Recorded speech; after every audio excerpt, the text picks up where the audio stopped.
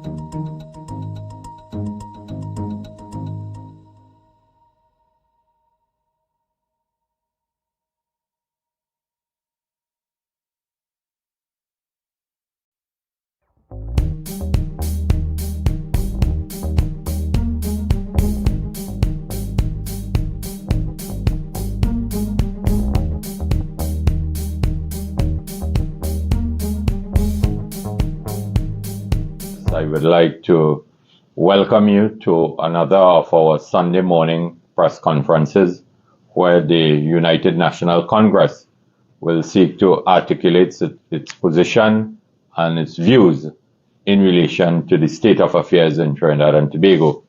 And this morning, myself and my colleagues, the Member of Parliament for Chaguanas West, D Rambally, who holds the shadow responsibility for the Ministry of the Attorney General and also Legal Affairs, and the Chief Economist at the Office of the Leader of the Opposition, Mr. Tahaka Obika, who has also performed the role of being senator at times within the opposition bench. We will seek to focus on the PNM government continues to fail the people of Trinidad and Tobago and by extension our beloved nation.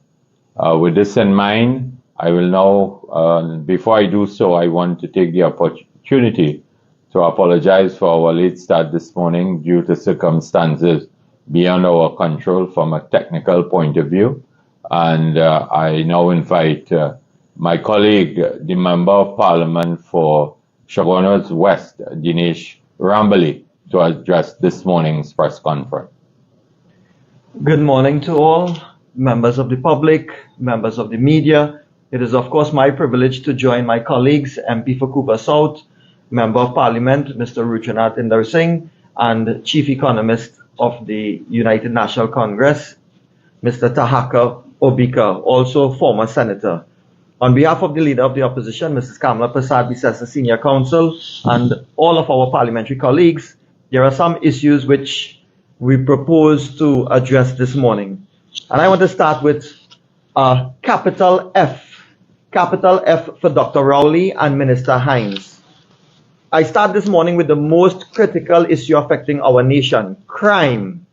We are only just 15 days into 2023, and there have already been 22 murders for the year. No one needs to be reminded that there were over 600 murders last year, which was tragically the most bloody and deadly year in our history. Neither Dr. Rowley, as head of the National Security Council, nor his inept Minister of National Security have put forward a comprehensive plan to deal with murders, robberies, and home invasions, which are all on the drastic increase. We are in danger that this year will be no different or even worse than last year, 2022, all because we have a government that now wants to embark upon crime talks rather than anti-crime plans. What we fear, ladies and gentlemen, is that the PNM is lowering the bar to new depths, and they want us all to believe that this is normal. We have now become accustomed to believing that we are inextricably trapped in a state of unprecedented criminality, and this cannot change. It cannot be helped. Well, we in the opposition say no. It is not normal for school children to have to lean, duck, and cover as a subject because gangs are terrorizing their communities. It is not normal or acceptable that a 6-year child can be murdered and the Minister of National Security dismisses it as the child being in the wrong place at the wrong time. It is not normal for citizens to live in fear and to be held prisoner in their own homes because they are afraid that bandits will break in at any time. It is not normal, ladies and gentlemen, for a Prime Minister to constantly blame the victims of crime to cover up his own failings. It is especially not normal for a Prime Minister to boast that he is the reason that our nation does not have a substantive commissioner of police and that it is okay to have a headless Trinidad and Tobago police service. There is no doubt about it. The efforts of this Rowley-led PNM government, the efforts of this government on crime has amounted to rank and abysmal failure, spelt R-O-W-L-E-Y, spelt Rowley. This government thinks you are stupid and you don't deserve better. Ladies and gentlemen, it is now up to you to decide whether you have had enough. Is it that they don't understand the pain and suffering that people are going through? Do we need to put 600 plus names under the Balige sign and plaster it all over the country so they can remember the fallen ones of 2022 and 2023? Brothers and sisters, what else must we do in Trinidad and Tobago before we will get the government to do the right thing? So, ladies and gentlemen, crime is obviously something that the loyal opposition, government in waiting, will continue to keep our hawk eyes on, and we will ensure as best as we can, given our constitutional remit and parameters, that we hold the government to account. I want to turn, of course, now to something which the PNM is conveniently using as a distraction, and at the same time, it is a constitutional crisis in waiting. I turn to the people versus Christine Kangaloo. You see, the nomination of Christine Kangaloo to be the next president of the Republic of Trinidad and Tobago represents a clear and present danger to the democracy of Trinidad and Tobago. Ms. Kangaloo has already shown that as acting president, she aided and abetted the same PNM regime as they unlawfully fired the former governor of the central bank, Mr. D Rambally, which I remind you has cost taxpayers over $7.5 million in damages and legal costs.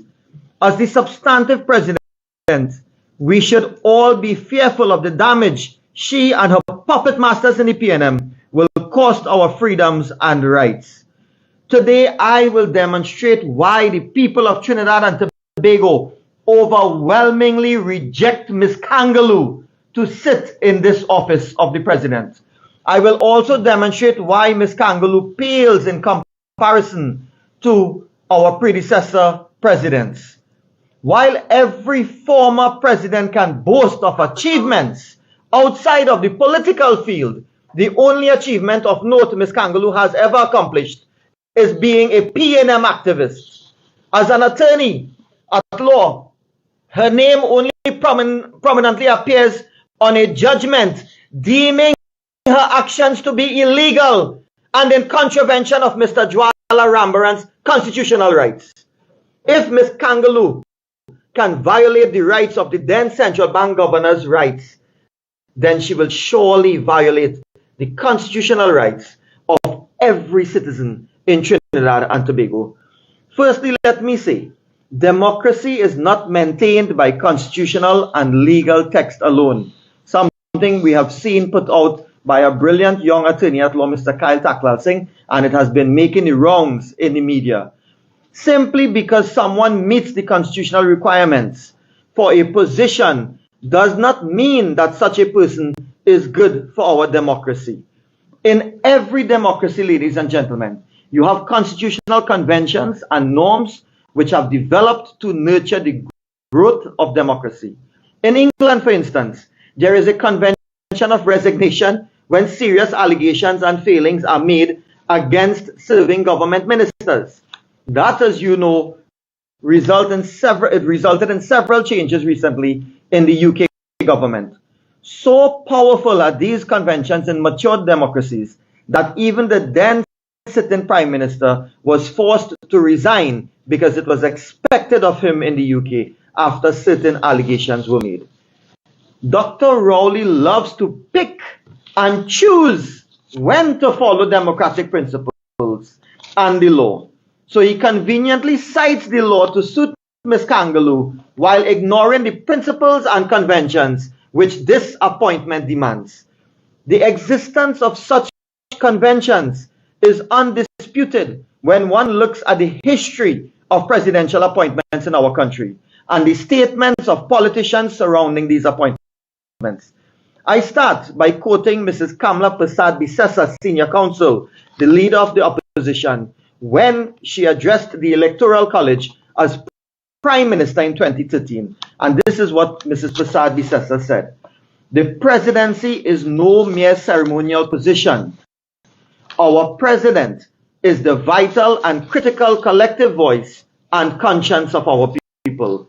His role in our republic is far-reaching, decisive, constant, and always vigilant. His impact will be experienced in all spheres of our national life and by citizens throughout our Twin Island Republic.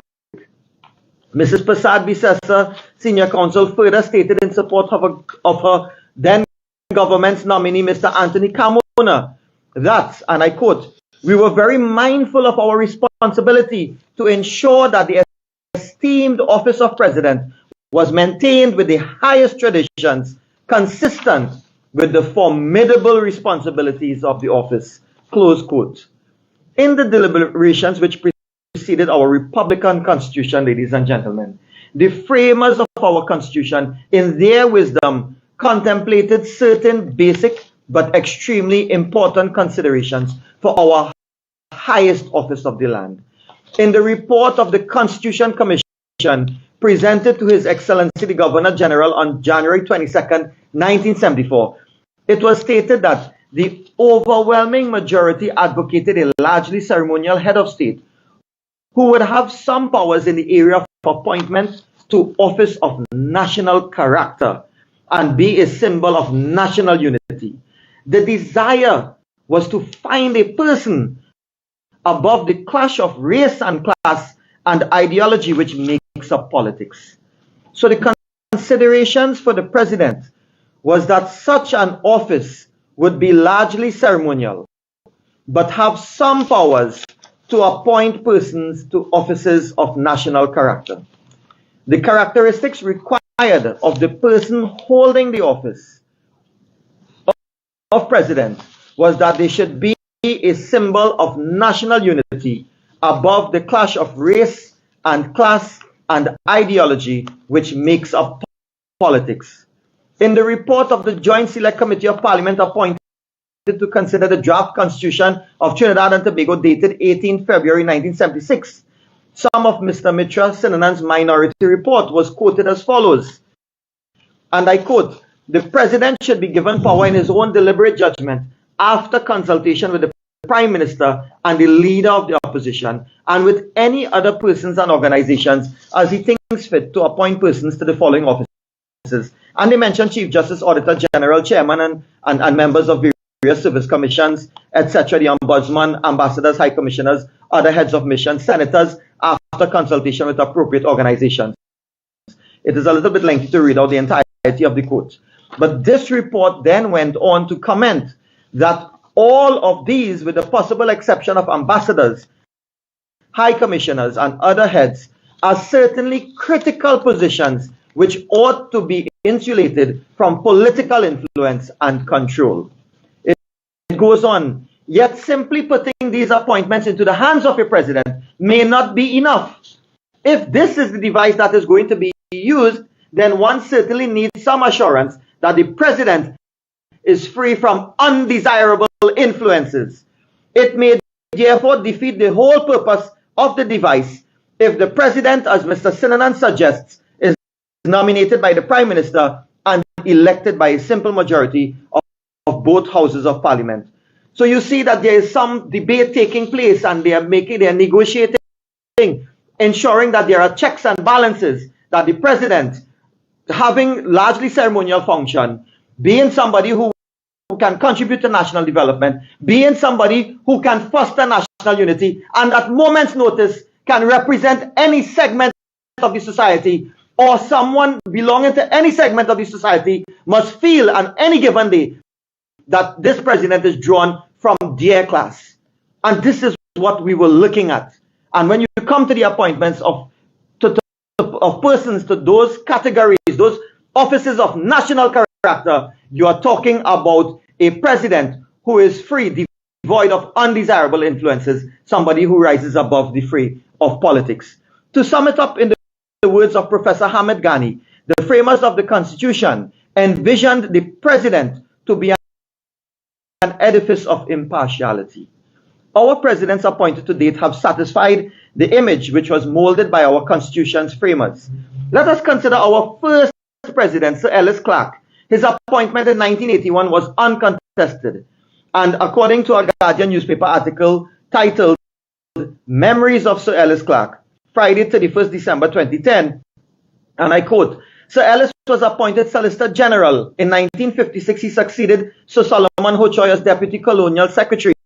And for the greater part of his tenure, he acted as Colonial Secretary. He became Attorney General in 1957, took on the monumental task of dealing with the many problems that arose between the governor and the new PNM government as legal advisor to both. In 1961, Sir Ellis was appointed Chief Justice. He was involved in drafting the Constitution, culminating in his attendance at the Marlborough House Conference in Venezuela from 28 May to June 8, 1962.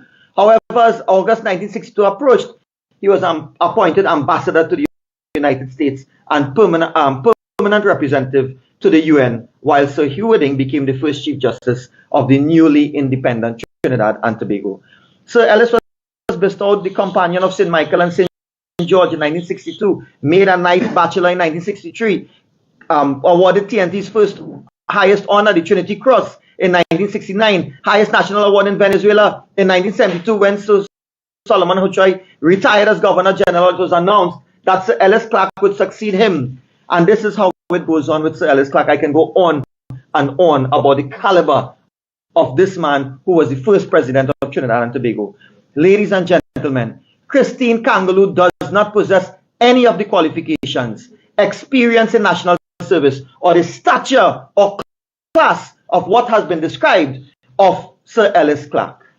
I turn to our next president in history, His Excellency Mr. Nur Mohammed Hassan Ali.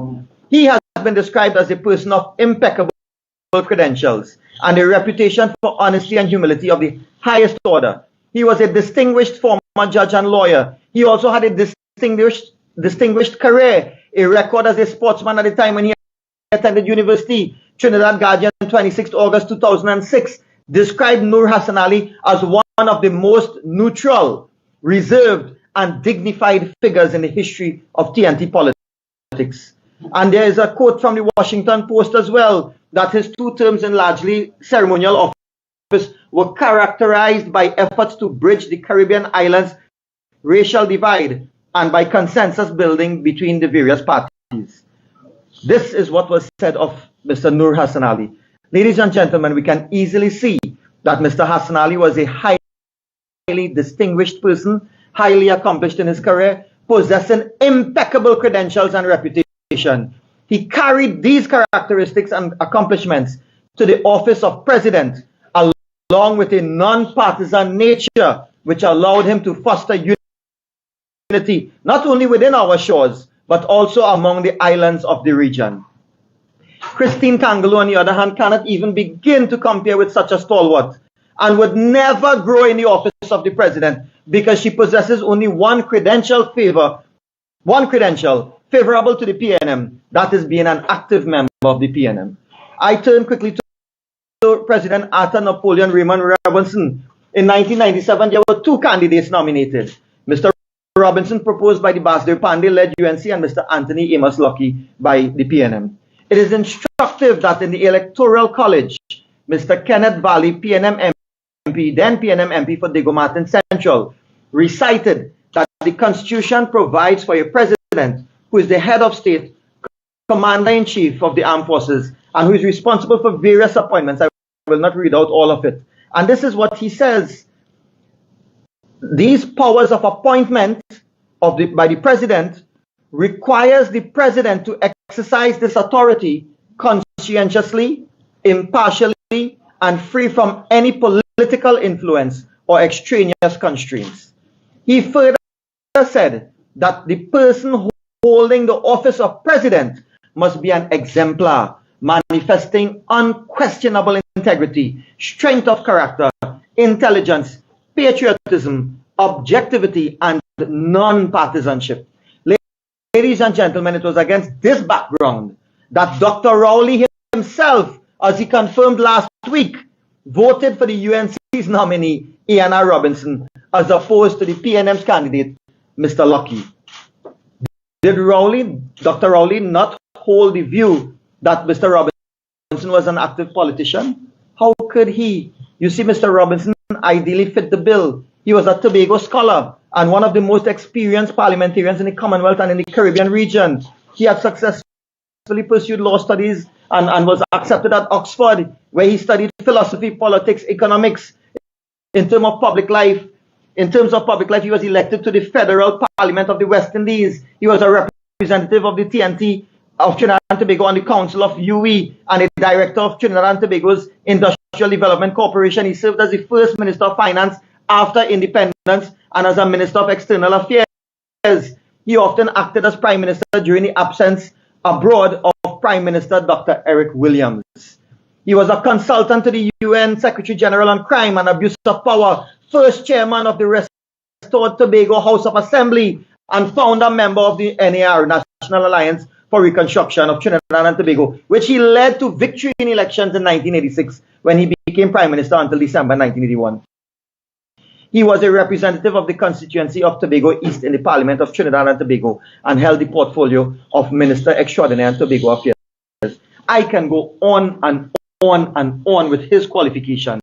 But ladies and gentlemen, as Minister of Finance, Mr. Robinson was responsible for the restructuring of the country's financial institutions and the reform of the financial and monetary policy and the achievement of independence. He led the struggle for decentralization and devolution of authority to the island of Tobago as part of the unitary state of Trinidad and Tobago. He struggled for greater autonomy of the island. As Prime Minister, Mr. Robinson was responsible for several regional initiatives, including the Caribbean Regional Economic Conference.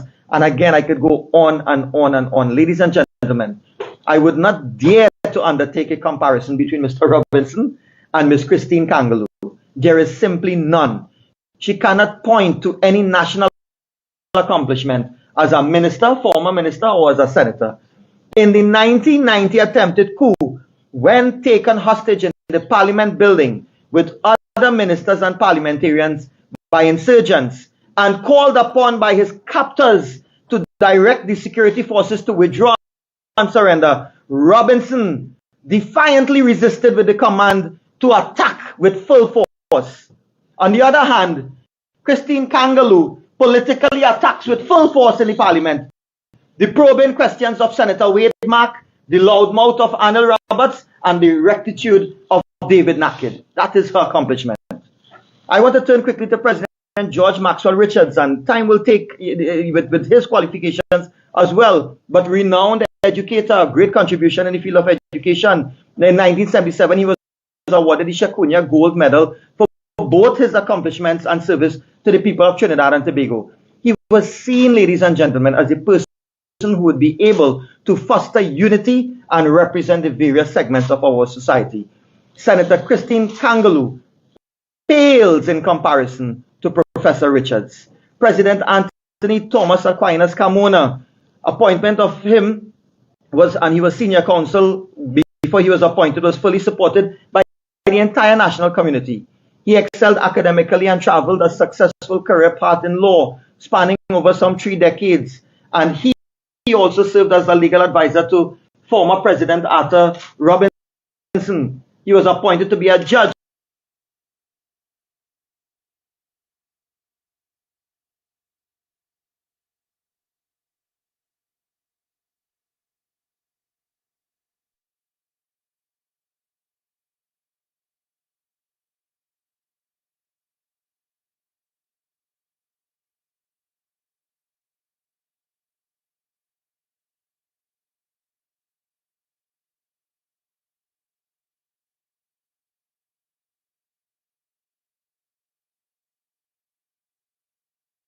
Court of Appeal, and it was at that time that she took up the presidency.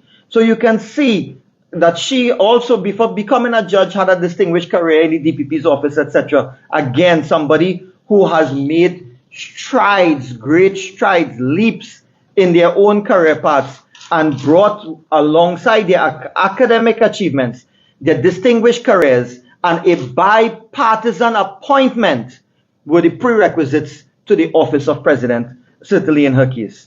Yet again, I ask the question, Ms. Kangaloo, and I point out, Ms. Kangaloo does not measure with Ms. Weeks in any way, and she will not go into the office of president in a bipartisan manner. We must ask the question, why is that? So what are the lessons to be learned today, ladies and gentlemen? President Weeks seemed to be contributing well to her office, save for her role in the nomination process for the police commissioner. It continues to bother all right-minded citizens just how she managed to allow the return of the merit list of Chairman Blissy Prasad, with the result that the nominations for Commissioner of Police never made it to the Parliament. The only certainty which we have in that process, which we have at this point in time, is that Prime Minister Dr. Keith Christopher Rowley interfered in that process at the President's house, with the net result that the entire Police Service Commission collapsed. The country has been without a substantive Commissioner of Police since 2021, and the country has now recorded the highest number of murders, 600 plus, in 2022, leading on into 2023. A convention has been established, ladies and gentlemen. It is clear that our country, through national effort and a glimmer of political maturity by leaders past, have developed a constitutional convention for which each citizen should be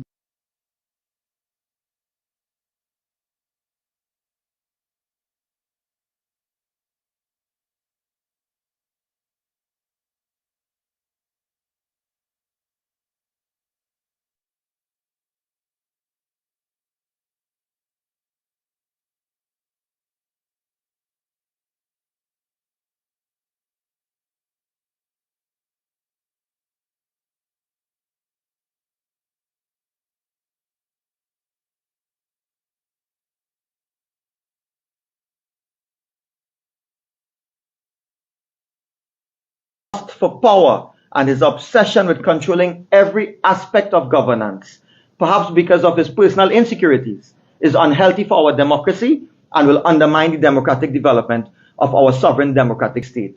Would Christine Kangaloo be immune from PNM political interference? We do not have aid in terminating. Professor Selwyn Kudjo in his article, "It's Always Political."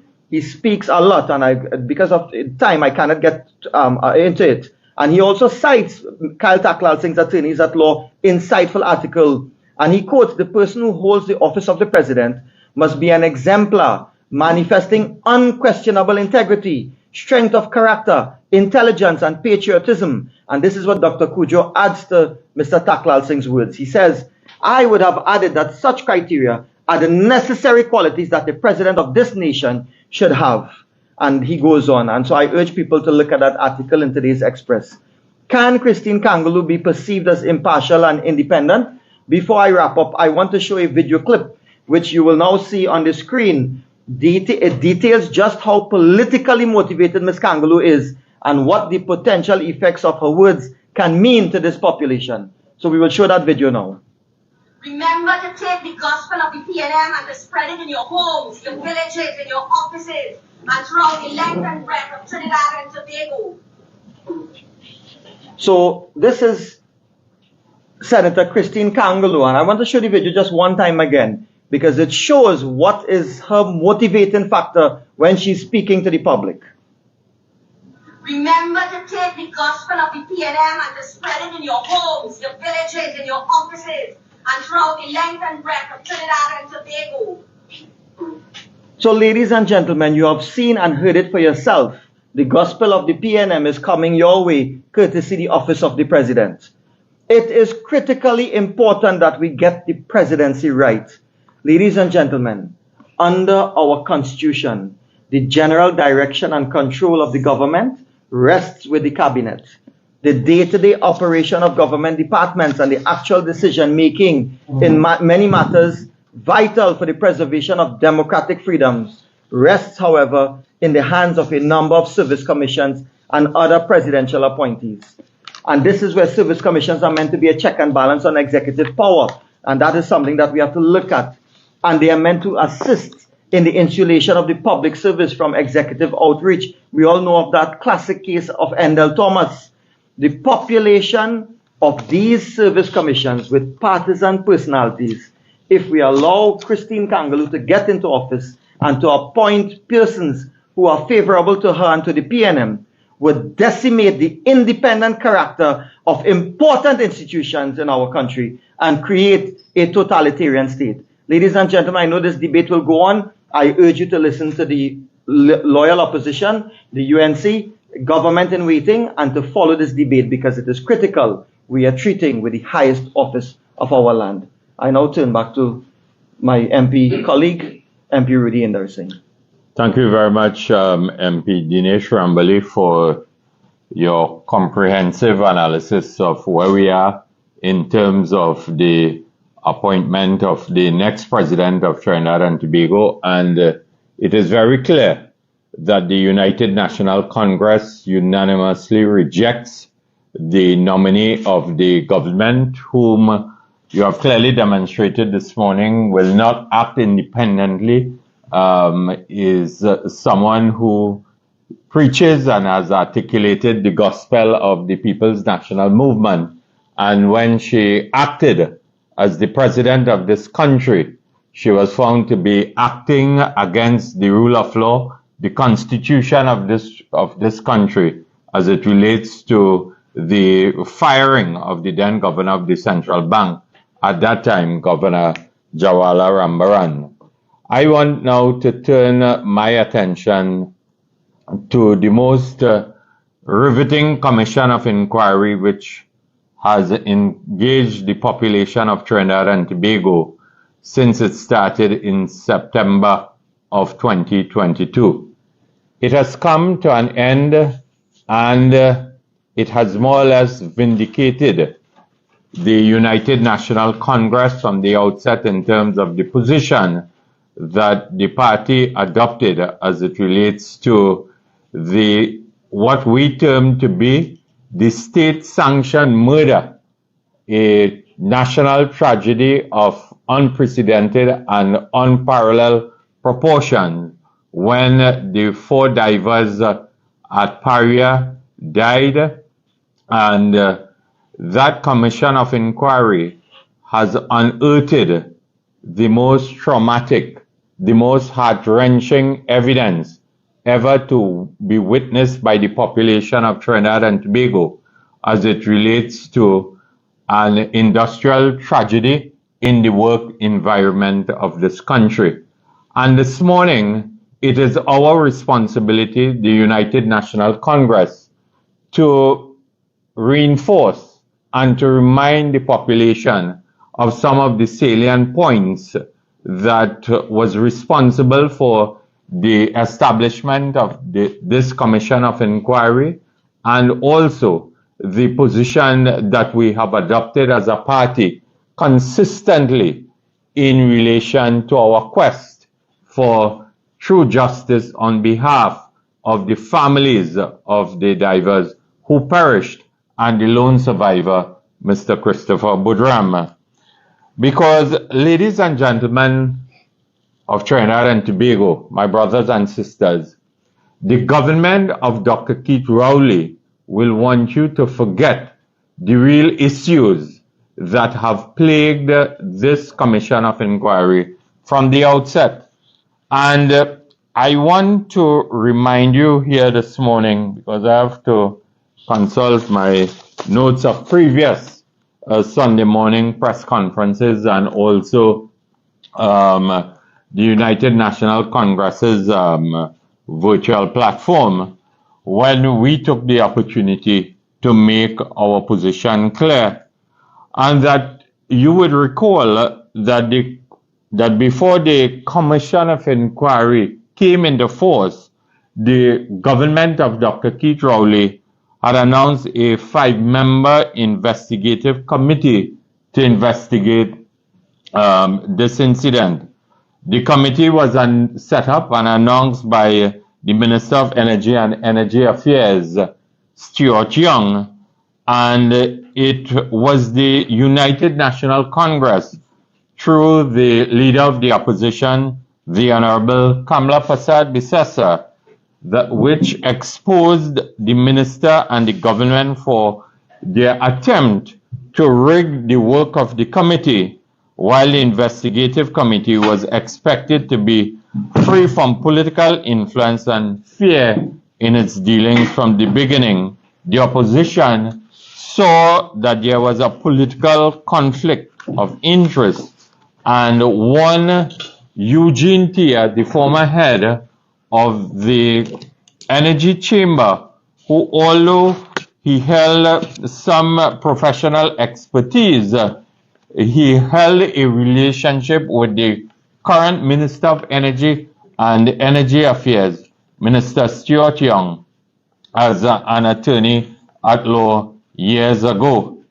And also, the government really did not want to appoint a commission of inquiry. I want to reiterate, it was the pressure of the United National Congress that led to the Prime Minister, in his careless haste to save face and the face of his moribund government, which put Mr. Tia and the investigative committee in the firing line and caused that committee to collapse. Dr. Rowley, who initially chastised the opposition for calling for a commission of inquiry, had to turn around and resort to the same UNC suggestion to appoint and establish a commission of inquiry.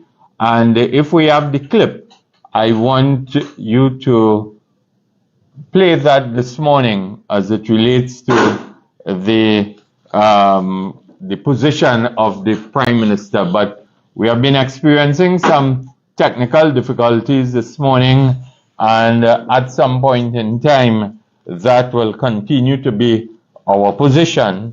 And further to that, I will now refer to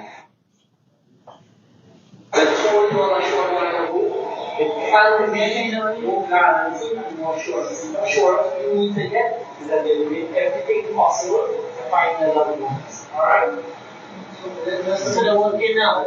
So yeah, it's not these people they are supposed to be doing. They will take, and that is one thing that is clear. Do not let people. That's so nice and expired this. Yeah. That's very nice. Alright? You had a nice laugh. I will come to address the Minister's young behavior and where he was or not was as it relates to his appearance before the Commission of Inquiry. And again, I will demonstrate this morning about the government's delay, their inability to deal with this Commission of Inquiry in a very decisive manner. You must remember, and we must ask the question, why after 189 days, the Commission of Inquiry was not properly resourced. It was not, it did not have the necessary supporting furniture, equipment, stationery, and so on. Those headlines that really send shockwaves through the length and breadth of our country, that after 189 days, the Commission had no pens, no paper, no printer, no internet. The chairman said it was a shameful start as it relates to the Commission of Inquiry. And he further lamented that he had no tools, or the Commission had no tools to do their job. And he said that to those who await answers as to how and why their loved ones died, and to the general public, you have our unreserved apology that this Commission of Inquiry has been delayed yet again. This was the position of the government, and this for the UNC has clearly demonstrated the government really did not want to pursue this Commission of Inquiry in a very decisive manner. And we will continue to pose the questions here this morning, hoping to get the answers on behalf of Trinidad and Tobago as to why the government of Dr. Keith Rowley adopted this particular position as it relates to this Commission of Inquiry. And distinguished ladies and gentlemen, we must never forget, and we have to further and amplify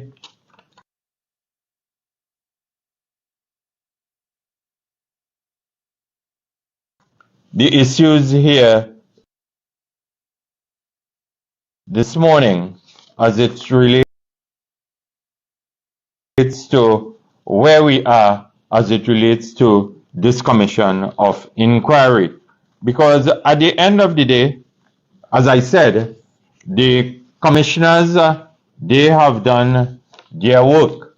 The commission of inquiry issues that we want to focus on in terms of the opposition and our responsibility to the families of the deceased divers, the lone survivor Christopher Boodram, and the people of Trinidad and Tobago.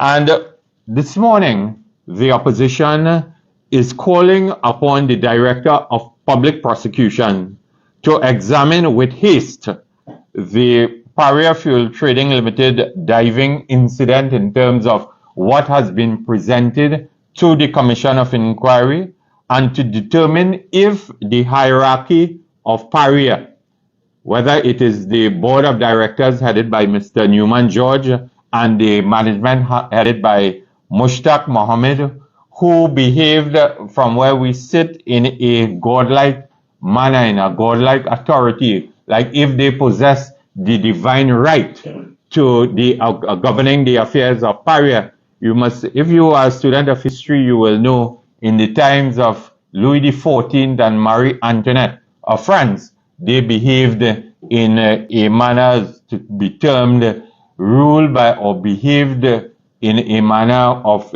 divine right, and we believed that this was the conduct of those at Paria, and this haste to examine and come to a conclusion whether those at Paria should be criminally prosecuted for failing to take action to rescue the trapped divers at that point in time. And we know, and it has been established by all the lawyers that went before this commission of inquiry, probably with the exception of senior counsel Gilbert Peterson, that Paria failed to adhere to the clauses of the Occupational Safety and Health Act. It was delinquent. It was negligent as it relates to the general duties of employers to employees, which is found in Clause 6 of the Occupational Safety and Health Act. And it states, 6.1 of the Act states, that it shall be the duty of every employer to ensure, so far as reasonably practicable, the safety, health, and welfare at work for all of its employees. And in Part 8 of the Occupational Safety and Health Act, as it relates to notification and investigation and accidents and occupational diseases, we look at Clause 46 as it relates to the notification of accidents, and Clause 47 of the preservation of the scene, where this industrial accident or tragedy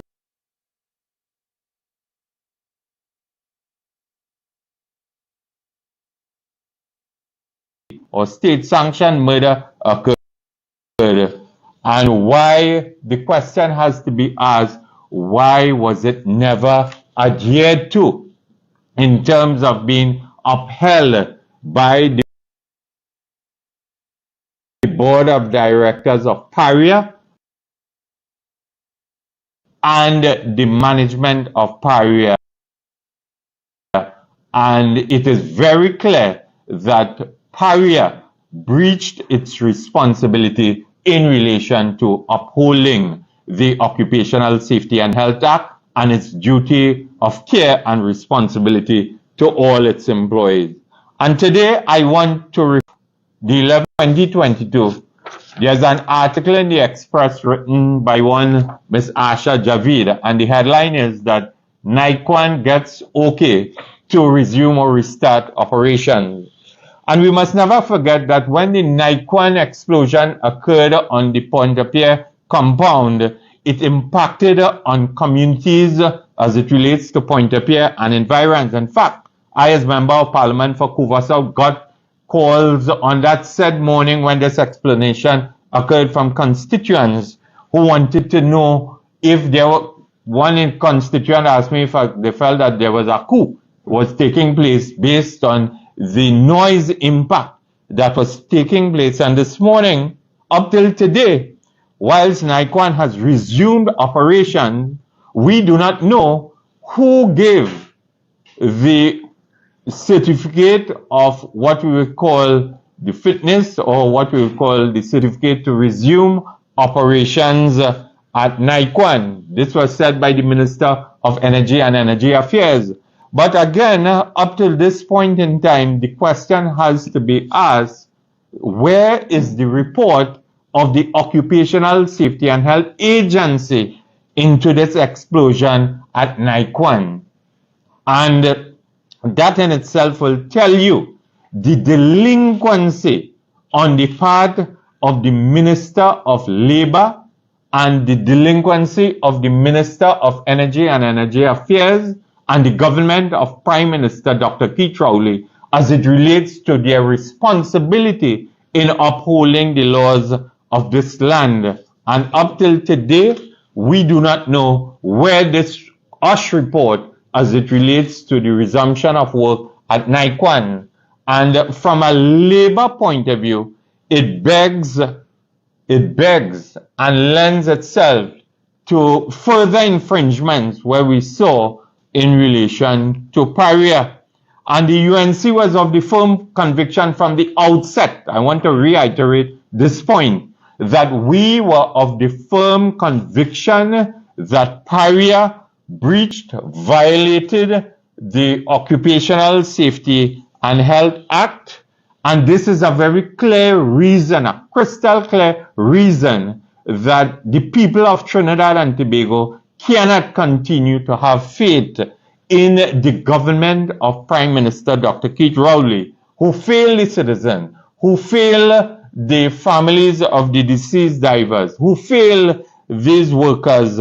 And at this point in time, we are saying to the country that if the Occupational Safety and Health Act was upheld by Paria's Board of Directors and the management, Mr. Newman George and Mr. Mushtaq Mohammed, if they fulfill their sense of duty and care and responsibility under the OSH Act, Kurban Ali, Faisal Kurban, Rishi Nagesa, Yusuf Henry, and Kazim Ali would have been alive today, and Christopher Budram would not be living a life of trauma and instability at this point in time. And we must ask a number of questions, and we will continue, because the Commission of Inquiry has unearthed very clearly that OSH was deficient, OSH was negligent. The Minister of Labour, Steve McClashy, who seems to be nowhere on the compound at the Ministry of Labour, and who is nowhere as it relates to, was nowhere to be found in terms of coming before the Commission of Inquiry. And I will deal with Mr. Stuart Young also in terms of his failure to come before the Commission of Inquiry. We want to ask some further questions here this morning, because it is our responsibility to ensure as an opposition an incident, a tragedy, something of what we would call state-sanctioned murder does not reoccur in the work environment of Trinidad and Tobago again. And we have to ask, Minister of Labour, what is the current state of play and state of affairs at the Occupational Safety and Health Agency? Is there a fully functional chief inspector? Is there a deputy chief inspector at the OSH agency? How many vacancies are there existing in terms of health and safety inspectors 1 and 2 within the OSH agency? Because we believe that there are many incidents that are waiting to explode, God forbid, because of the number of vacancies that are existing at the OSH agency, similar to what has happened at Paria. And we are calling upon the government of Prime Minister Dr. D Rambally to ensure that there is a fully functional occupational safety and health agency from the point of view of staffing, from the point of view of financial resources, and expert individuals, because it has unraveled itself. The commission has revealed that there was no expertise or no expert individual working at Paria or someone within the Occupational Safety and Health Agency who had the track record in what we would call deep sea diving and commercial diving. And we are saying that there must not be an incident such as this to repeat itself in the energy sector, or in addition to the work environment in Trinidad and Tobago. How many risk assessments, safety audits are outstanding as it relates to the current work environment, and what is the government of Trinidad and Tobago doing in relation to the issue of doing these safety audits and so on throughout the length and breadth of this country. And this morning, in addition to this, we have to ask, why did Paria fail to mount a rescue operation for the divers? Did the board of directors headed by Mr. Newman George and the management headed by Mr. Mushtaq Mohammed come to the conclusion that it was cheaper to allow these men to die rather than bear the cost of a rescue operation? And this is why we have concluded that this was state-sanctioned murder from the point of view of the United National Congress. In addition, today, the Prime Minister must tell the country, when did he know of this incident at Paria? And after being briefed about this incident, what did he do? Prime Minister, a vow of silence is not an option in light of what has been unearthed by the Commission of Inquiry. And why did the Minister of Energy and Energy Affairs, the now bigwig, who is the chairman of the People's National Movement, why did Minister Stuart Young not appear before the Commission of Inquiry? And the clip that we played this morning clearly substantiated that Minister Young was on the compound at Paria when this incident reared its head. And I am putting it to you from the point of view of the government ministers, Minister Young and Minister Stephen McClatchy, who should be renamed Minister Stephen McCoward. He, for failing to appear before the commission, it was never about the divers and their families. It was about saving the face of the government. It was saving the face of the board of directors of Paria and its management.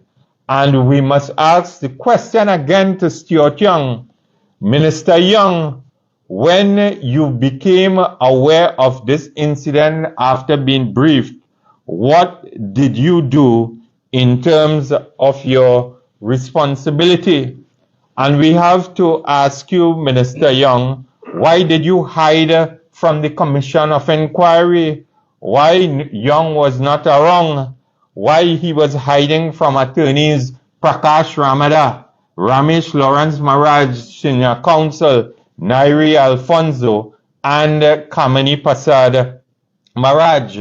Was it he was afraid of being cross-examined by these renowned attorneys? Why is Minister Young hiding from the lone survivor, Mr. Christopher Budram? These are the questions that has to be answered, Minister Young. And in addition to that, we must never forget, in relation to the whole responsibility of, again, the culpability in terms of negligence also lies with the ministers of government.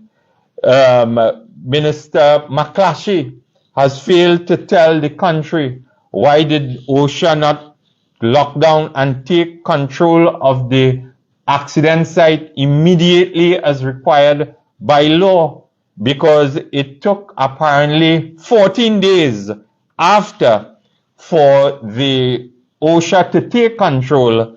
And we must never forget that the chief inspector at OSHA also resigned after the incident occurred and investigation began. He was on a month-to-month contract, and we do not know if the government refused to renew his contract, or was it one of where he refused to continue on the job.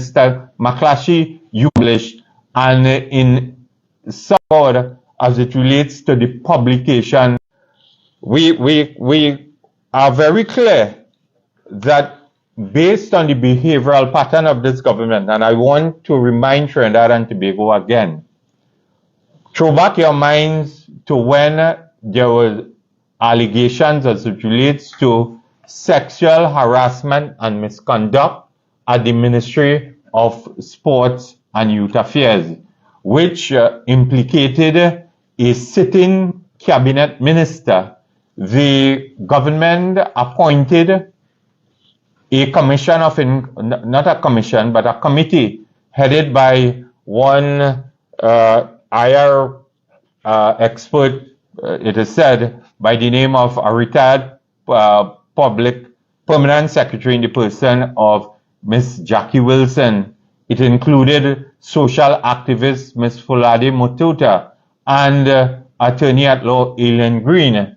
That report into sexual harassment and the investigation of $150,000 being used of taxpayers' money being used as hush money to settle and suppress the voice of a woman, an employee of the ministry who was sexually harassed. The report was compiled, and where is that report today? The report was never published. We were told of the report. We were told that it was sent to the then Attorney General. For what? To be sanitized and to be compromised. And today, we have not been told of that report. We have not heard from the Minister of Energy and Energy Affairs and the Minister of Labor as it relates to the report into the Naikwan explosion. And that is why we are saying to the government. We are saying to the people of Trinidad and Tobago, we do not trust the government, and this is why we are calling not only my colleague, the MP for Pointe-à-Pierre, my colleague David Lee, called for the Commission of Inquiry report to be laid. I am going a step further on behalf of the UNC in our quest for justice and in our quest for true transparency and accountability here this morning. I am calling upon for a full publication of the OSH agency's report into the Paria incident. I am calling for a full publication of the Commission of Inquiry's report into the Paria tragedy or state-sanctioned murder. And we want to warn the government this morning. We do not want these reports to be sent to the Office of the Attorney General for sanitization and suppression of information. We want full disclosure and full publication, and also we want legal proceedings. OSHA is mandated within, I think, 6 months. They are duty bound under the law to begin legal proceedings, and this is why I reiterate my call here this morning for the DPP to act with haste to begin criminal prosecution if that it is within his remit under the laws of Trinidad and Tobago. In addition to this, too, we call upon the Minister, Stuart Young, to clear the air again whether he, and by extension acting on instructions from whether the Prime Minister, because this is the inner sanctum of the PNM, and this is the inner grouping of the PNM, and we do not know who they wanted to protect, because from the outset it was the government kicking and screaming. We had to drag them more or less to get this Commission of Inquiry going. And we must never forget that it's the lawyer for Paria, Mr. Gilbert Peterson, senior counsel, said that Paria had no legal responsibility to rescue the LMCS divers. Who? Mr. Gilbert Peterson was retained by Paria. He cannot come to this conclusion on his own. He has to take instructions from his client. And this morning, we ask whether it is the Minister of Energy and Energy Affairs who instructed the board of Paria, led by Mr. Newman George, to take this position as it relates to the rescue operation. And this is why we said this morning that the opposition is of the firm conviction that Paria probably took the position that it was cheaper to allow these divers to die rather than mount a rescue operation. And in addition to that, why did the Minister of Energy and Energy Affairs come to the conclusion that he will not be present before the Commission of Inquiry? Is it because he has adopted the position that he is bigger than the law? He and the Prime Minister continues to flout the laws of Trinidad and Tobago and the Constitution of Trinidad and Tobago. And in addition to that, who gave the instructions to Mr. Gilbert Peterson, senior counsel, again, to take the position that the families must not be allowed to testify before the Commission of Inquiry? Minister of Energy and Energy Affairs, in the interest of transparency, you cannot afford to take a vow of silence on this very critical issue. And in addition to the calls that we have made this morning, I want to go a further step on behalf of the UNC and call for the Prime Minister to inform this country of the full cost of the Commission of Inquiry, what it cost the taxpayers of Trinidad and Tobago. Because, you know, from the outset, they didn't even know the Attorney General, Reginald Amo. He did not know whose responsibility was it to fund the Commission of Inquiry. He said it was the office of the President. And it was shameful that a sitting Attorney General who should be familiar with the Gazette and in terms of the line responsibilities of all the ministers, because he has a duty to advise the government on legal matters in this country, did not know that commissions of inquiry fall under the office of the Prime Minister. And I think that it is the first time that the Assistant President had to rebuke Paula May Weeks, Her Excellency Paula May Weeks had to rebuke the Attorney General and tell him, no, it is not her office responsibility, but it is the office of the Prime Minister that fund the Commission of Inquiry. So, Prime Minister, we await your word as it relates to the state of affairs from a financial point of view. Would it have not been cheaper to get Paria to adhere to the Occupational Safety and Health Act rather than tell us what is the overall cost to the taxpayers of Trinidad and Tobago? And from where I sit, given my experience in labor matters, health and safety matters, I feel that it would have been cheaper on the taxpayers of this country to get Paria to adhere to its health and safety standards in Trinidad and Tobago. And in that regard too, the Minister of Labour must say what will be the health and safety standards which will be instituted by the Occupational Safety and Health Agency as it relates to deep sea diving going forward, given its importance in the context of the operations of the energy sector, and in addition to that, in ensuring that there is not any recurrence of state-sanctioned murder in the work environment at any of our state enterprises, or God forbid, there is some serious industrial accident in the private sector within Trinidad and Tobago. And before I end, I know my colleague MP Rambally has touched the very important issue of crime in Trinidad and Tobago and where we are, and in terms of for 2 weeks into the third week of 2023, 20 murders have already occurred in this country. The highest murder rate was 605 for 2022, and we are not factoring that 56 persons have been missing without a trace.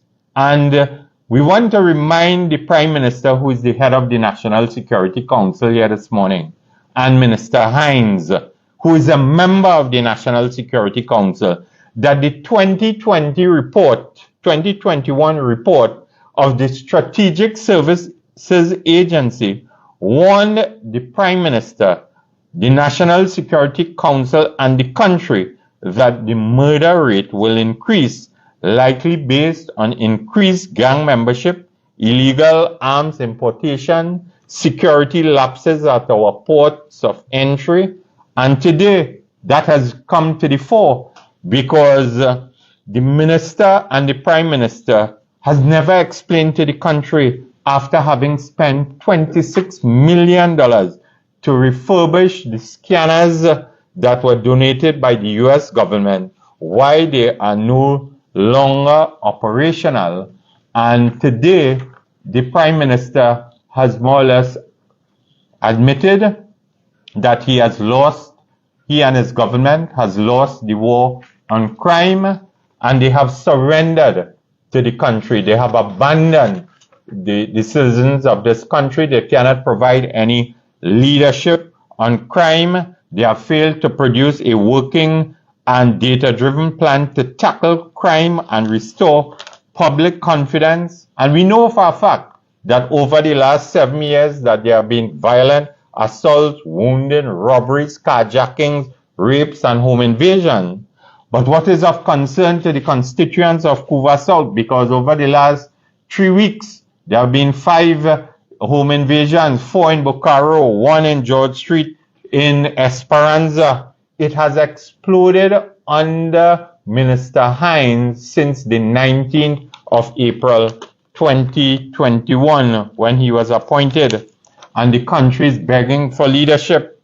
And today, you have been abandoned. The government has been surrendered because the Prime Minister mantra now is if you see something, say something. So after 8 years, he's in his 8 years the Prime Minister, he's in his 8 years the head of the National Security Council, and he wants, his crime plan is to create a nation of informers. He wants you to say something if you say something, if you see something. And now he wants to engage in a national conversation on crime when he has failed to implement as the head of government what he promised in 2 manifestos which was presented to the population of Trinidad and Tobago. How could you become, if people are afraid to say something if they see something, because the whole state witness protection program has collapsed in this country. And what is even more important, I can't remember Hines doing anything of noteworthy for the benefit of the population. The only thing I could remember or recollect that Hines has done of something of significance that has stuck in my mind is that towards the end of the year, he seemed to want to go into a new field where he presented himself as the new Olympic hopeful of Trinidad and Tobago, where he wanted to pursue a career in horseback or equestrian riding. I do not know if Trinidad and Tobago will be competing in the Olympics in that field in the next year. That is the only act of significance. And we see a dangerous trend of crime being committed by perpetrators displaying the following traits. Criminals are now descending into persons' homes, appearing police, blue lights, unmarked vehicles, banging down doors, knocking down doors. And today, we want to ask the Prime Minister, who is the head of the National Security Council and the Minister of National Security, to state how many crimes have been perpetrated on law-abiding citizens using unmarked vehicles.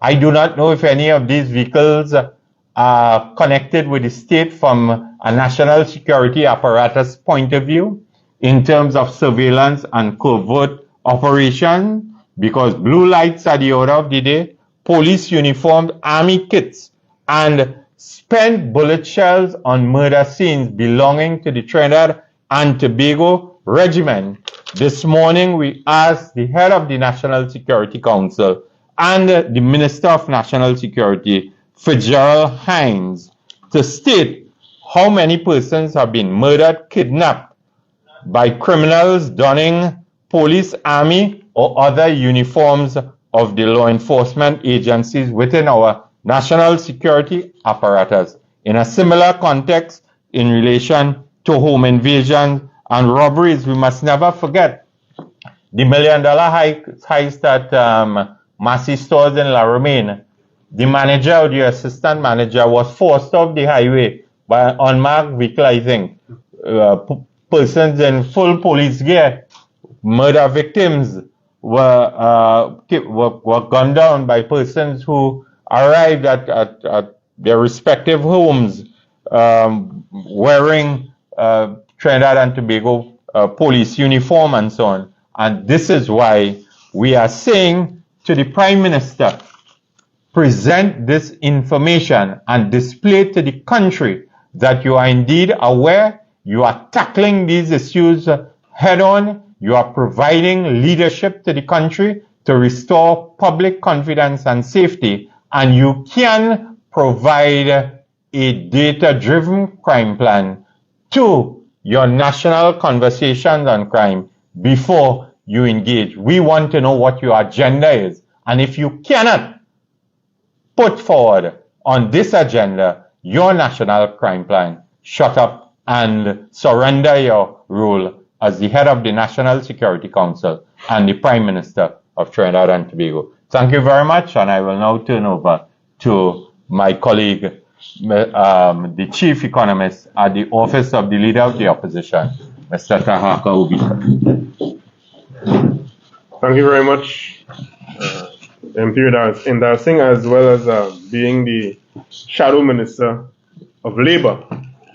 He's also a well-renowned union leader in the history of Trinidad and Tobago. Let's not forget, as we mentioned, the CVs of others, to also recognize that we too are persons who are qualified and ready to take up the mantle of power. And also to MP Rambally, who also served as apart from being an attorney at law, served as a member of the court, as an industrial court judge in this country, in Trinidad and Tobago. Now, why we are here today, basically, as the third batsman in this innings, is to deal with a matter that will be appearing in Parliament on Wednesday. The government, by the Minister of Finance, is bringing an application for supplementary appropriation, so basically additional money for last year's budget, as well as approval for transfers that were made within ministries last year. Now, I'm here today to inform the population that the Minister of Finance and the government, this PNM government by extension, lied to the nation about the so-called budget surplus, the $1 billion in fiscal year 2022, last year. Furthermore, the cuts that were made, that we are seeing here in this statement of transfers for last year, that they are coming to get approved on Wednesday, had the effect of creating mass suffering. All right? So the government is coming to the Parliament this Wednesday, and the Minister of Finance is piloting a bill and asking for an additional $815 million above the expenditure from the previous fiscal year. And the bulk of that, $800 million, is specific to NP and UNIPET, payments via the Ministry of Energy. So this means, regarding the fiscal deficit, the surplus that they claimed, they have lied. I will get into details on that during my short knock at the crease today. To make matters worse, they are also seeking for approvals to transfers. And much of these transfers, I will show you, cause suffering via cuts to the OGT program, cuts to education, cuts to agriculture, cuts to flooding, $16.5 million in cuts in flooding, $16.5 million in cuts for flooding and irrigation. And I'll speak to the details of those cuts. And this is for the last year, so it's no wonder that the floods that we experienced in the last quarter in 2022 happened because this government made $16.5 million in cuts to flooding and irrigation and drainage, the drainage and irrigation in the country. Now, the cuts also affect persons who are vulnerable and children. So there are significant cuts regarding the transfers that we must look at. It will be apparent to all, once armed with this knowledge, that while the people are suffering, the government is playing politics. Further, much of the additions that the government made were for salaries and wages, which were predictable expenditure. And when our shadow ministers would have asked questions in Parliament at the Standing Finance Committee at the beginning of fiscal 2022, which would have been October 2021, they would have said, no, we'll fix any issues during the year by the mid-year review. The year passed, and what they have continuously been doing is they are deliberately under-budgeting the figures for predictable expenditure like salaries and wages to give the illusion of a smaller budget, a smaller deficit, a smaller expenditure figure, as well as to pretend that they're going to execute projects social programs and welfare programs and educational programs. So they put these programs in, scholarship, welfare, and so on, OJT. And during the year, they cut millions, tens of millions of dollars from these programs that are needed by our citizens, only to use the money to pay expected salaries and wages. So Colin Imbert is therefore cooking the books for last year, and he's coming to the parliament with the recipe for us to approve it on Wednesday. And the effect of this cooking of the books is mass suffering. Now, let's go into details, and I will take my time and go through slowly, because of course, when dealing with finance, it's always important to take one's time. Measure twice and cut once, as they say. So, it is necessary to have a supplementary appropriation of resources to retire 2 advances from the Treasury deposits in order to bring to account expenditure under the Ministry of Energy and Energy Industries of $800 million. Now, the note goes further, that in accordance with Section 17(1)(b) of the Exchequer and Audit Act, Chapter 6901, advances made from Treasury deposits are recoverable within 12 months after the close of the financial year in which the advances were made. And the sum of $800,000 is required to bring to account expenditure funded by 2 advances from Treasury deposits, which were issued to facilitate the payments of fuel subsidy owed to NP and Unipet. So, what does that mean? All right. Of course, the details of this would come in on Wednesday, when our shadow ministers of energy and finance prosecute this matter at the Standing Finance Committee in the House of Representatives. But after the year ended, they are now coming. The fiscal year ended September 30th. We had a budget debate where the figures were presented. They didn't include it then. They are now coming in January to make this formal appropriation. This begs the question, if $800 million was catered for in the surplus of $1 billion announced by Minister Imbert. Because for those of us who are on Twitter, Minister Imbert on the 5th of December tweeted, "We achieved a $1 billion surplus in 2022, giving us the fiscal space to do infrastructure work and assist those most in need." But we'll see how these cuts assisted those most in need. Well, actually, did the opposite of that. So did they include this $800 million because it's now being appropriated for? If not, then they couldn't have made $1 billion in surplus. That's the first thing. It's left with $200 million. There are other cuts there, deferrals of loan payments in excess of $200 million. That begs the question whether or not there was a surplus or actually a deficit, in fact. Now, this $800 million had to be financed. How are you going to finance it? If you defer it to now, it gives the illusion of using cash that's available to you. But if they had to pay the $800 million in terms of appropriation before September 30th ended, they would have had to borrow again. Then we recall the Minister of Finance came to Parliament with the boast that they didn't borrow $1 from January to September. So this $800 million was basically ignored, let's see, subject to any explanation that is given in the Standing Finance Committee, to help the Minister of Finance with this political boost. It has nothing to do with economic management. The entire way in which they handle the finances of the economy speaks purely to politics, not economic management. Remember, this is the same Minister of Finance that peddled the economic growth figures in October, saying that the economy grew significantly using nominal GDP, not accounting for inflation.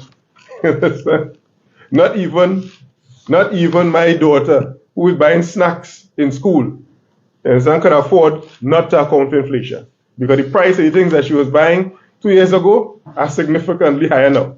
All right. So if even my 6-year-old child has to account for inflation to buy this goodie cake for $1.50, increased by 50%.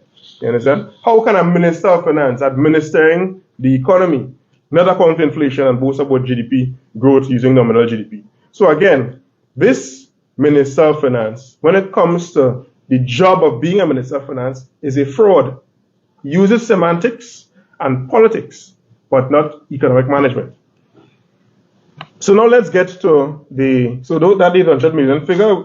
You can wait on Wednesday and tune in and you can see our shadow ministers of finance and energy prosecute that matter in the parliament, of course led by the honorable leader of the opposition, Mrs. Kamala Persad-Bissessar, because we are a government in waiting.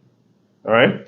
The budget cuts that were done caused mass suffering. Now this government, by this year, the budget cuts would have contributed to problems with jobs.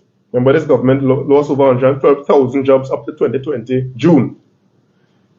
Education, access, food production, protecting the children and vulnerable, and flood mitigation. Now, with the rate of increase intended by the PNM, appointed Regulated Industries Commission for electricity as high as 65%, we can expect to get much more services being costly, much more retail items that we produce that require electrification to be more costly. And then many families, when you have over 200,000 persons who earn less than $6,000 a month, you can expect that any increase in the electricity bill will contribute to more suffering for those persons. So let us examine the things that this government are coming to Parliament to cut. All right. Under the office of the Prime Minister, they got $3.6 million that should go to welfare of children and the vulnerable. $3.6 million that's supposed to go to children and the vulnerable. $1 million for the establishment of a national children's registry, $1.6 million for the establishment of a consolidated child support center, and $1 million for the establishment of a reception center in Tobago.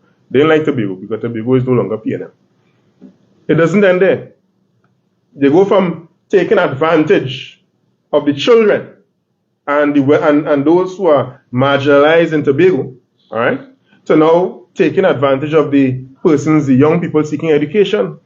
A ministry that this Minister of Finance and Prime Minister have deliberately starved of funding. Who can forget when they shut down Hotel School under the last Minister of Education?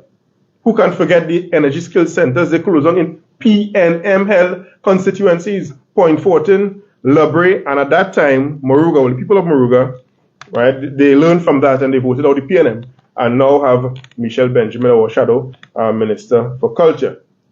All right? So they deliberately underfunded education. They defunded education. This PNM government. And I pity the person who gets that portfolio because they will not get the financial support. They will not get access to resources from this Keith Rowley Colman duo. Now, what are the cuts that we see? $10 million for scholarships. $10 million for scholarships being cut. I mean, I'm sure our shadow for education, being a past scholarship winner herself, Anita Haynes, MP, will prosecute that on Wednesday. They also were cuts to the extent of $4.2 million to education institutions, none less than the University of Trinidad and Tobago, and as well as the Aviation Center, Energy Skills Center, Sandra Technical Institute, and over $1 million in cuts to the center in charge of training persons in food production at ECIAF. So these cuts reduce access to education at the tertiary level.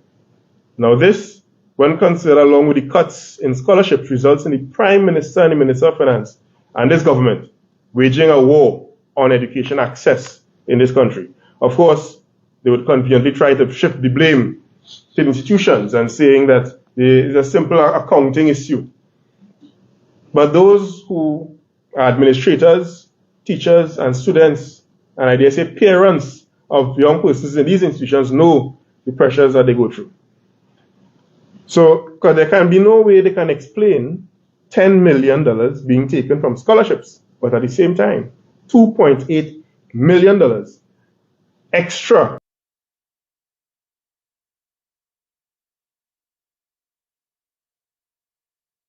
was being spent on contract employment in the same scholarships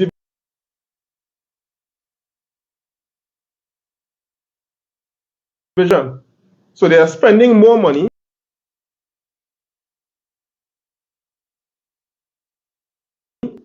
on administration, whilst at the same time reducing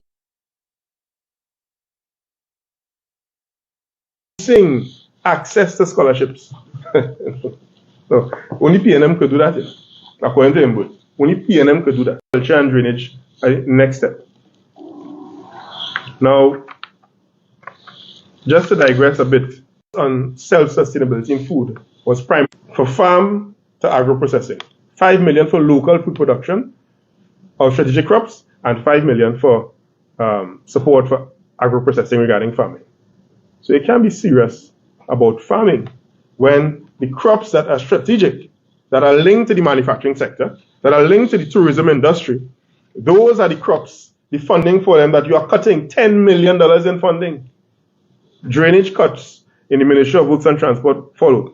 The cuts to agriculture came as no surprise, given that this government is one that administered $530 million decline in GDP in agriculture from 2015 to 2021.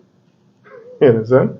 So, under the partnership government led by the Honorable Kamala Persad-Bissessar, the output in agriculture was $530 million more than it is under this government. Complete failure. Under drainage and irrigation, the government cut $16.5 million. But how was it decomposed? Under major river clearing program, important for flooding and mitigation, $6.09 million was cut. Under infrastructure rehabilitation and flood mitigation, $7.6 million was cut. And under upgrading existing drainage pumps and gates inventory, $2.8 million was cut. $16.5 million. No wonder you have flooding. They're not spending the money where they're supposed to. So that should come as no surprise. Now these measures, when you look at them in the round, as they say, contributed to the ridiculous prices of food stuff. I saw a pumpkin for over $300 going around social media. All right? One pimento for $1 and those kind of ridiculous prices. As a government, when you deny farmers money that they need for food production, and then to compound matters, you remove $16.5 million from drainage, you can only expect food production to decline, farmers to become dissatisfied, and mass suffering for families who now have to face higher prices for food. Not to mention to face the effects of flooding. Now the tale worsens when you go to the OJT program. $21 million was stolen from our young people in the OJT program. $21 million. The OJT program is a program that targets young graduates. Now, what we have to remember, this is the same Minister of Labour, McClatchy, that said it is not his job to give you a job. But he has gone further and decided to take away jobs from young people. Because the OJT program at $21 million could have catered for about 500 young persons getting employment for the entire year, given that it takes care of persons who are graduated from CXC all the way to the postgraduate level. When I completed my first degree in economics in 2006 in UWI, I got a job placement as a result of the OJT program. You know, I worked at the Ministry of Trade before that under the graduate program. In fact, I got the opportunity to work with the forerunner to the Seafood Industry Development Company, the forerunner to TTN, the forerunner to the Marine Board. So there are 7 specialized companies that were under the Ministry of Trade and Industry that I got to work as a secretariat to, coming fresh out of UWI. So for me, the OJT program was very meaningful. You understand? And for my colleagues who worked under the OJT program at that time. So you need experience to get a job. The OJT program gives you the access to the experience. This government has taken that away from more young people. Now, where have they put some of the money to? Additional overseas travel. $4.1 million.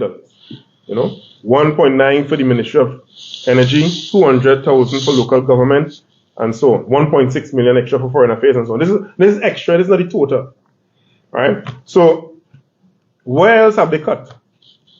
You cut from farmers, you cut from access to strategic crops that link to manufacturing and tourism.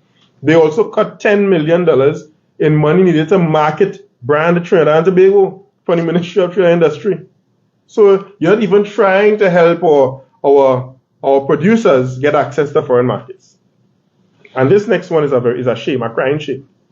Remember when the Prime Minister said that he doesn't care about going to see Prince William, I think it was, in Jamaica. He didn't care about that because what he wants is reparations. He wants reparations from England.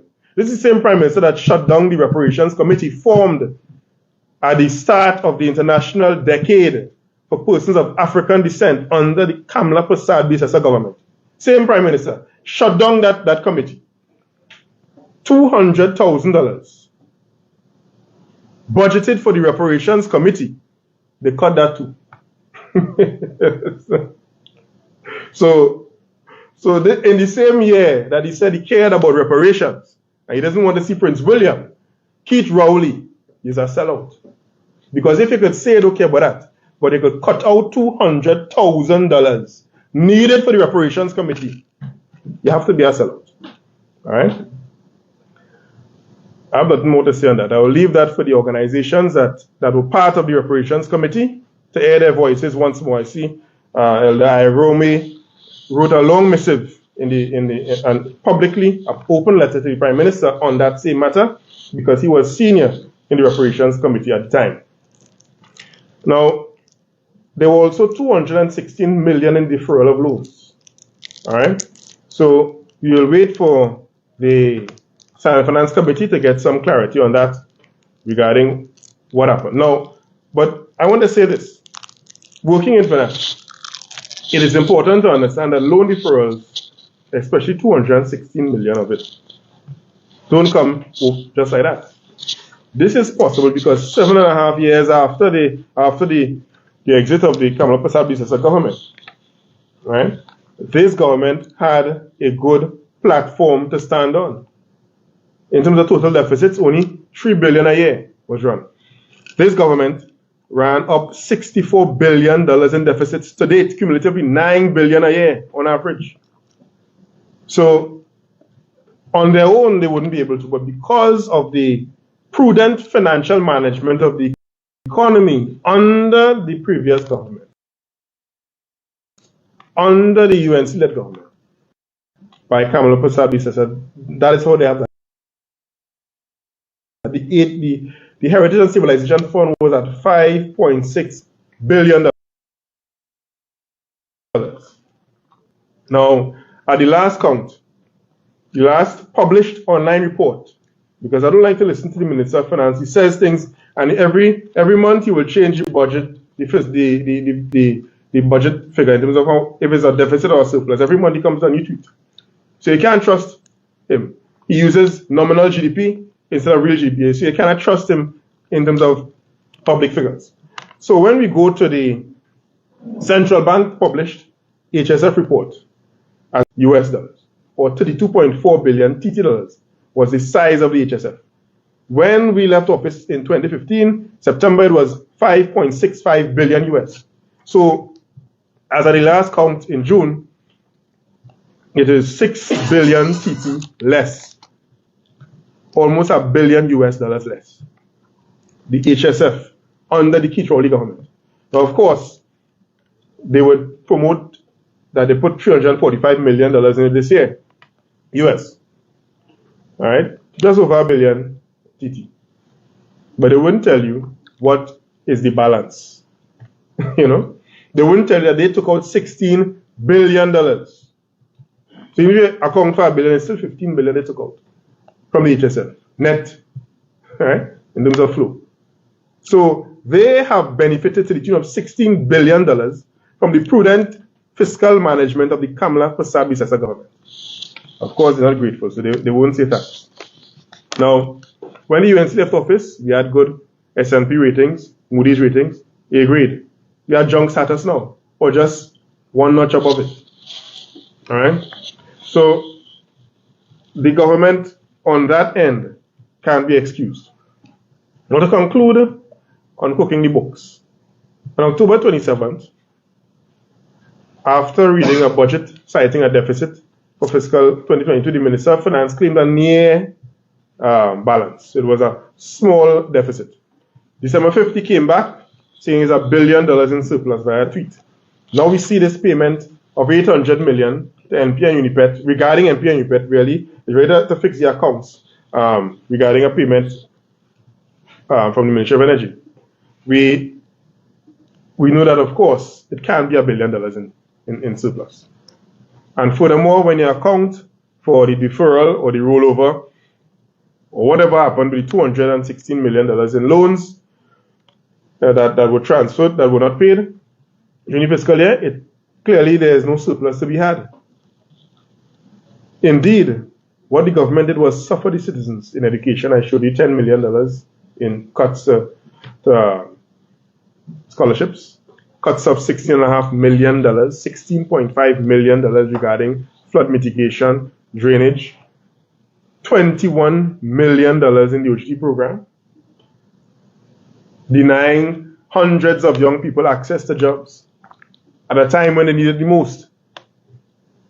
When we consider all things in the round, and I'm sure it will be prosecuted better in more detail by each of our shadow ministers on Wednesday, it is clear that this government is not interested in serving people, not the citizens of Trinidad and Tobago.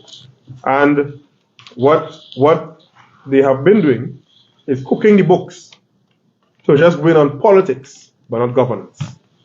And I'm sure one day, that rope that we like to talk about in Trinidad and Tobago, that long rope, the longest rope that the PNM is enjoying, will come to an end.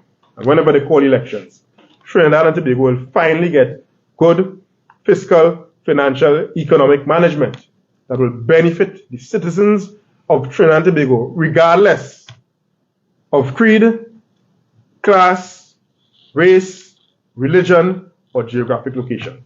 And I thank you, and back to our Shadow Minister of Labour, MP Indarsingh. Thank you very much, Chief Economist Tahako Bika, for putting the facts to you as it relates to what will transpire on Wednesday in the Parliament of the country as the Standing Finance Committee meets, and really and truly the actions of the Minister of Finance and by extension the government of Trinidad and Tobago brings into question the conduct of the Minister of Finance. And the phrase I like here this morning is the Minister of Finance seems to be engaged in an activity of cooking the books and gerrymandering the figures as it relates to our budgetary allocation yet for another year. He has been a minister who has been found to be wanting before the law. In fact, the courts of Trinidad and Tobago have found his actions as it relates to the appointment of public officers have been to be unconstitutional, depriving persons of their fundamental rights and so on. And this again shows why we cannot trust the government of Dr. Keith Rowley as Prime Minister and his ministers of government. So we have come to the end of this morning's press conference, and we now remain, make ourselves available to members of the media who may want to present questions to myself or any of my colleagues, MP Rambally and Mr. Obika, based on our presentations this morning. There are a few questions, Mr. Indarsingh. Firstly, MP Rambally, you said that Mrs. Kangaloo is unqualified to be president, or at least doesn't follow the traditions of her predecessors. But Dr. Rowley has come to that saying that he believes that she will grow into this position. How would you respond to that? Well, two things Dr. Rowley has said. One, as in your question, he indicated that she will grow into the position, into the office, and I think I overheard him say that there should be some, usually when he looks at other professions, and I think he used the instance of appointment of judges and when they retire, that you have some kind of cooling off period. Miss Kangaloo, there is no cooling off period here in question. She continues to be an active PNM senator. And there is not going to be a cooling off period. Imagine that you have cooling off periods in other positions that go to the extent of years before they can take up certain positions. In this particular case, you are going into the highest office and you are there now, according to Dr. Rowley, that is, you can just simply go there from being an active member. That being said, it is not correct to say that Ms. Kangaloo will grow in the office. Her predecessors, all of them, they carried a wealth of accomplishments in their own respective careers, in their career paths, in their professions, in their educational upbringing. All of them brought a wealth of accomplishments. All of them had accomplishments which were tailored based on their non-partisan approach to how they conducted themselves in public life. All of them had a history of public service. And in their public service as well, they distinguished themselves. Ms. Kangaloo has none of those.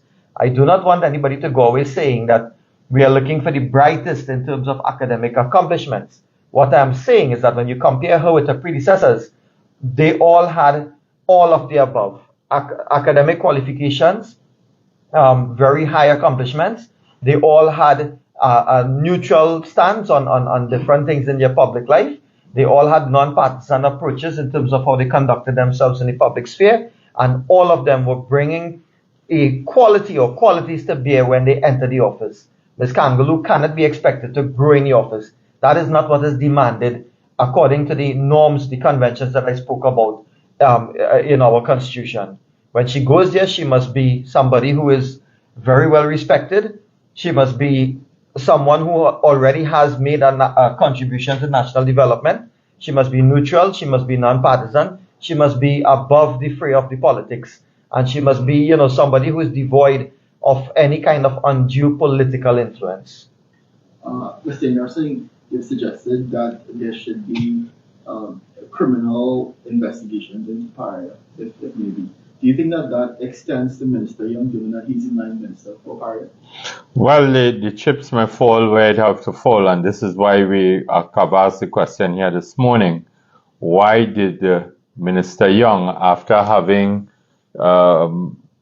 clearly been on the compound when the incident occurred as the line minister, he would have been briefed, he would have been told what did he do, did he instruct, what resources did he mobilize through Paria and so on, and why did he not go before the Commission of Inquiry and present himself in terms of his action as the line minister, and further to that be subject to the cross-examination of lawyers who were before the Commission of Inquiry. At the end of the day, he is not above the law, neither the Prime Minister or any member of the Cabinet. They have sworn an oath of office to uphold the Constitution and the laws of the land, and the DPP must review with haste and go in the direction of criminal prosecution once as the evidence can be substantiated in the courts of law. Mr. Speaker, you said that the government is coming to ask for an extra $800 million, but you've also indicated that they are making massive cuts. Could you just explain what is the reason for this extra $800 million? So the extra $800 million has to do with payments that would have been, one will expect, been honored between Ministry of Energy and NP and Unipet, by whichever arrangement is in place. And this is related to ensure that the payment is made at the level of the Treasury, the state. So the state has to honor that payment. The Minister of Finance will explain the mechanics of that, but let's put it simply. There's an outstanding $800 million to pay regarding the subsidy for gas at the pump to MP and Unipet, to make it as simple as possible. So, given that Mr. Edwards is saying that there was $1 billion surplus, was that money then perhaps put into the HSF? Well, because remember, some of the HSF money came after the fiscal year ended. So he would have found money from wherever he did it. But what he did is he tried to delay payments that are necessary in the financial year, and then come and rectify it after, just so that he can make the claim that in that financial year he achieved a certain balance of the budget or a certain surplus. But what he really did was disingenuous, in that you need to honor payments as a government. You need to have a track record of honoring payments when they are due. And this doesn't even include VAT refunds that are owed to businesses, which would be in the hundreds of millions, if not in the billions. The ones that are due past the 6-month period that the government could legally hold for without paying interest. So what he did was disingenuous. Whether he put it in the HSF or wherever else, it doesn't take away from the fact that this is a bad practice and a bad precedent for Minister of Finance. I'm not sure if any of you can comment on this, but any of you aware that as of this morning, licenses for pharmacists have now been approved. As of today, no pharmacist can dispense license for prescription drugs. They can only dispense over-the-counter drugs. Do any of you have a comment on it? Well, I saw the article in the paper, in 2 newspapers this morning. And it is not up for speculation. It is clear as of today, Sunday, 15th of January, that pharmacist licenses have expired in terms of their ability to dispense, prescription drugs. So over-the-counter drugs, they are legally, in a position to do so. But all other drugs, they are not in a position to do so. And therefore, the question arises, where do we go from here? Imagine your entire health system depends on the dispensation of drugs by these pharmacists. And here it is, they are now deemed to be doing so illegally as of today. I read in the Newsday today where it said that the Ministry of Health wrote the pharmacy board to, apparently there's some sort of issues surrounding the pharmacy board dispensing these licenses in a timely manner. And I don't want to get into that because I am only going with what the newspaper has reported. But clearly, the Ministry of Health is aware that these licenses had to be dispensed in a timely manner by the pharmacy board and was only calling upon the pharmacy board on Friday. This is only this weekend, Friday, telling the pharmacy board that you should process all of these licenses so that the pharmacists can have it for Sunday. How ridiculous can you get? So I don't know what is the Minister of Health's position. If it is, this is something that is critical to the functioning of the health system in Trinidad and Tobago. I cannot see that if the chambers wrote to you or brought it to your attention as Minister of Health that pharmacist licenses are going to expire on Saturday, that Friday evening you will now be writing to the pharmacy board to tell the board, I want you to make sure and dispense all of these dispense all of the renewed licenses. So to cut it short, I would hope that the Attorney General and the Minister of Health, that they get their act together. Maybe what they can do is immediately move to pass the relevant laws, the regulations, to extend the life of these licenses for probably 3 to 6 months whilst they get this sorted out. But it cannot be a tenable situation that pharmacists are unable to dispense drugs legally to citizens who need these drugs in order to upkeep their health and their welfare. It clearly really demonstrates again, this government is real, and the Prime Minister and his ministers of government have abandoned their duties and responsibilities to the people of the country. Because I'm sure that the Minister of Health would have been in his position. These are administrative issues, and you would have before you in terms of being a proactive minister and an Attorney General. You don't rely on the pharmacy board too. It is your responsibility. Drugs dispensation is a key component in keeping people healthy in this country. And this should have not been, he should not have written to the pharmacy board 24 hours before it expired. This should have been months before, ensuring that you are acting in the interest of the people of Trinidad and Tobago. So there's a collapse in terms of the way the administration is functioning. At the end of the day, it reflects a lazy and incompetent prime minister, and his behavior is trickling down to his ministers of government, is governing today for today. So they're running a parlor in terms of having the vision to run a country. And once again, it is the opposition's response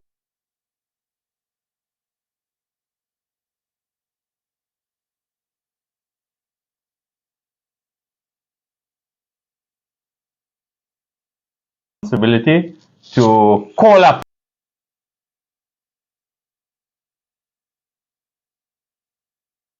upon to end this incompetence, end this lazy government, and work with stakeholders in the interest of the people of Trinidad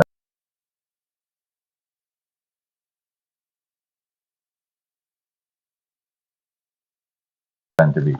I want to add that it is not surprising that in the various newspapers, but I'm just using the Express front page, that the President, Her Excellency Paula May Weeks, is knocking the healthcare system. Lastly, Mr. Indarsingh, do you think that the Prime Minister should give a clear timeline on when he intends? We have said full publication. We want it to be done in a very timely manner, because this government has a history of suppressing reports. We want it to be published within the can kick in from an occupational safety and health point of view, and also for the DPP to examine the evidence that has been presented before the commission.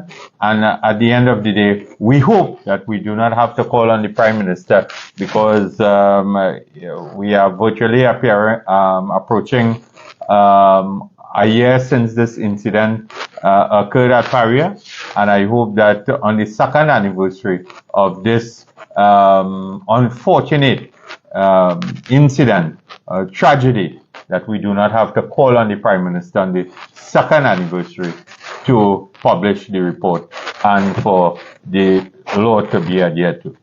Last question. Last week, some media houses were barred from entering the diplomatic sector during the Prime Minister's COVID presentation.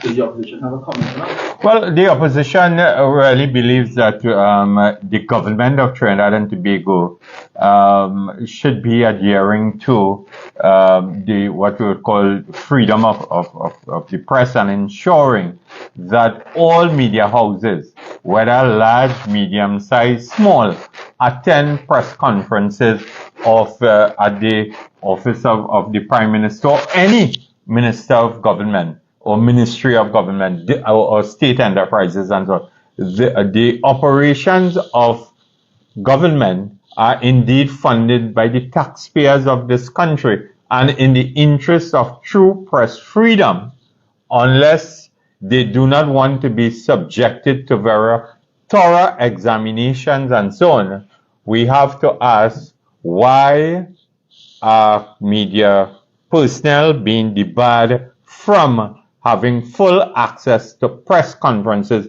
under the office of the Prime Minister? And it was really foolhardy, I think, of the Minister of Communication to tell persons who sought to engage him, arms of the media, that the press conferences are indeed designed for only the large media houses and so on. These are the signs of indeed emerging signs. Anytime you start to suppress information and debar the press and so on, it is the emergence of a full-fledged dictatorship and a totalitarian state.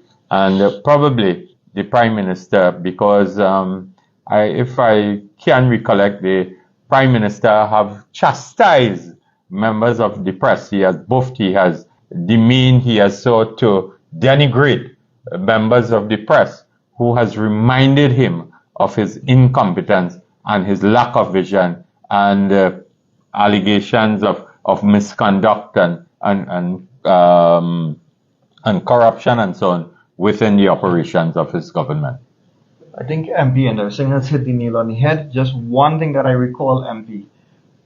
You would recall that one of the journalists who, as we have been reading in the news, was shut out of the press conference last week, that particular journalist was in fact a journalist or a media house who had put it squarely to Dr. Rowley that he was speaking an untruth when he said he could not recall that Wendell Motley was the head of a particular committee set up to establish the Sandals Resort. You remember that? I could clearly recollect that particular incident. And when this particular reporter / media house had put it squarely to Dr. Rowley in a press conference, there was a little bit of confrontation and a lot of bullying that took part on the part of Dr. Rowley.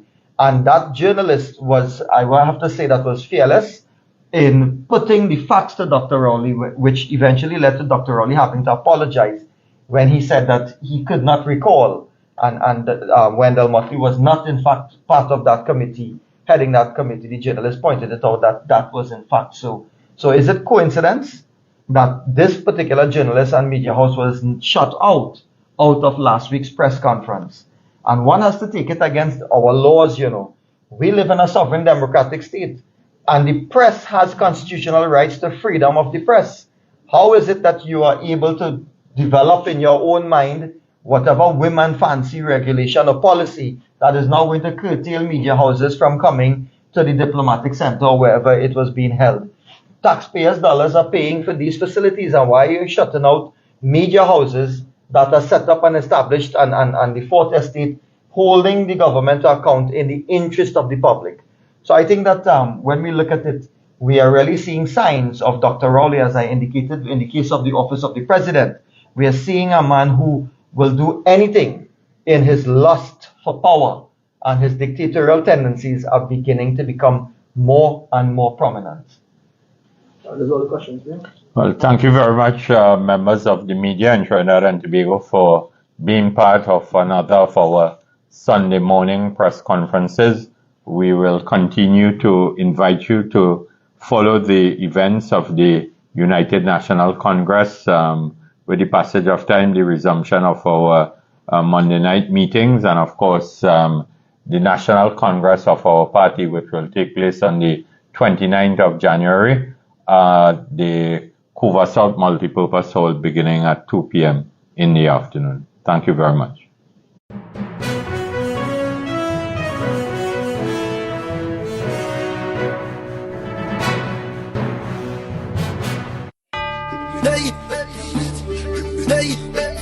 Are you ready to feel the beat of soca? Are you ready to feel the beat of chutney?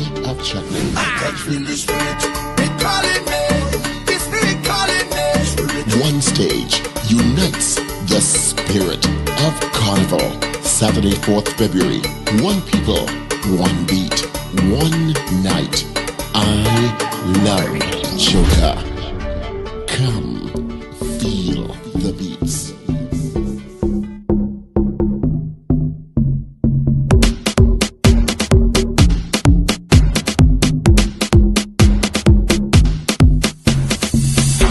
Straight shots when we drinking, rough when we whining. When we start to drink, we get fiery. Like thunder we rolling, from night till the morning. So they can't talk to we. Are you ready to party? Are you ready to fete like this? Raise up your cups and your glasses. If you think you could drink like me, meet me by the bar, cause we taking shots. Middle of the fete, everybody just taking shots. Link up with me, everybody come take a shot. Middle of the stage is only ladies and shots. Yeah, so take a shot. Whoa.